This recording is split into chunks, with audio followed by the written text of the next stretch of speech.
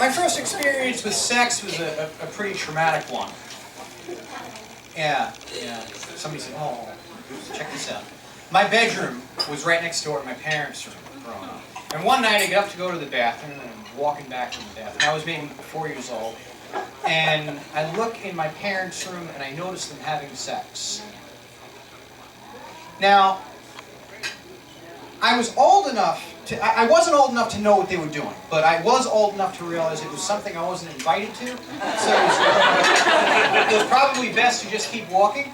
So when I got back into bed, though, I was faced with the idea that my dad looked like someone who was topless, trying to climb a mountain, but slipping back down.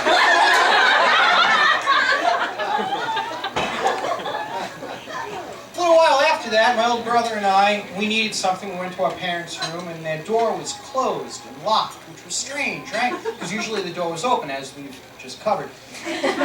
But the door was locked, so we were good kids, and I knocked on the door, and my dad yelled from inside, "Yeah, I'll be out in a little while. I'm in here making your mom something." And now I shrugged. I just figured that there was some arts and crafts going on here. But a few months later, my little brother moved in down the hall, and he was living with us. Now, I knew that people made babies. I never bought any of that stork shit. But I was way off on the anatomy. Way off. I remember thinking that girls had penises too. I had one, my brother had one. It was just another thing, like legs or necks or something. Plus, I saw this nature show one time where these two slugs were twisted together, and the narrator said, "These two slugs are having intercourse."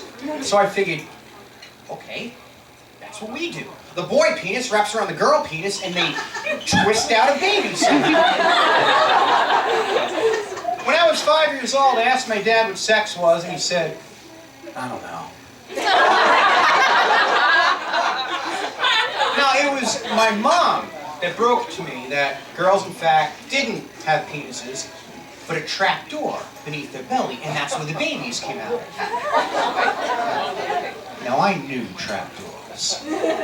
Popeye cartoons had trap doors, and fun shit was coming out of them all the time. Like puppies and birthday cakes, and think of it, like, if there was a trap door and a woman, babies are just right before the door, right? And all I had to do was find the latch. If I flipped the latch, babies would be flying all over the room. Mom, can I see the trap door? No. You can't see the trap door, Brendyn. But, puppies and Papa, you can't see the trap door, Brendyn. I'm really glad she didn't let me see it. And it was my brother, my older brother Ed, who broke it to me about sex. He laid it all out. He told me about vaginas, and he told me about orgasms, and he told me why erections happen. But neither one of us would experience any of that stuff. He told me when I was maybe 6 years old, so we wouldn't experience any of that for what, another 11 to 12 years. Not that that stopped any of the trash talking.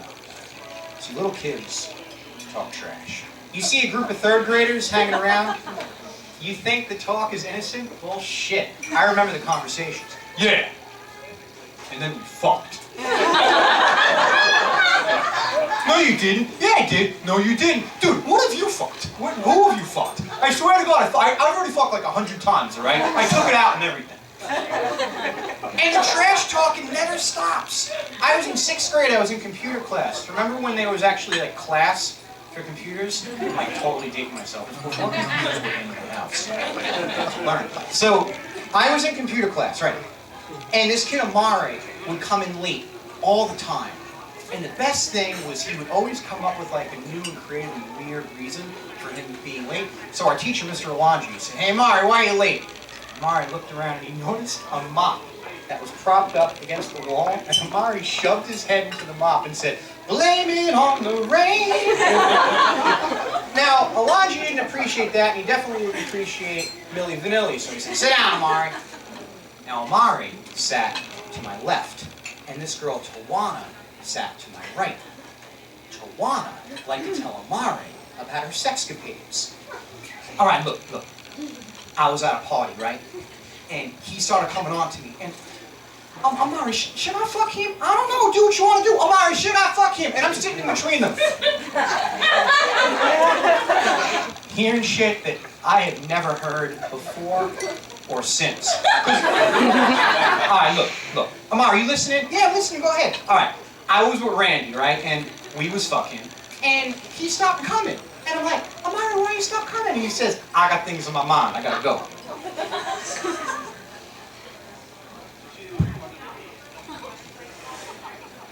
Why you stop coming? Not why you not coming. Why aren't you inclined to begin coming? Why you stop coming? Did she think ejaculation lasts for like 15 minutes? It isn't a fire hose. And what kind of a sexual dynamo is this kid Randy? I mean, I'll admit it, my carnal knowledge at that age began and ended with movies on HBO after 10 o'clock. But I knew enough to know that it wasn't a fucking geyser. The next thing this kid Randy allegedly said was, I got things on my mind, I gotta go. Randy, you're 14. What could possibly be on your mind at fucking 14 years old? Metallica? It was crap from beginning to end. She was lying through her teeth. But I still listened. Now ultimately, all the trash talk gets replaced by actual experience. Not that men and women are going to agree on the sexual act. I mean, two people can be in the same spot at exactly the same time and walk away with completely different viewpoints. A friend of mine lost her virginity at 19 to this meathead.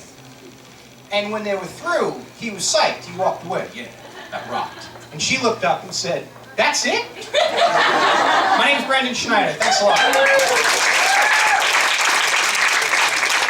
Thank you so much, Brendyn.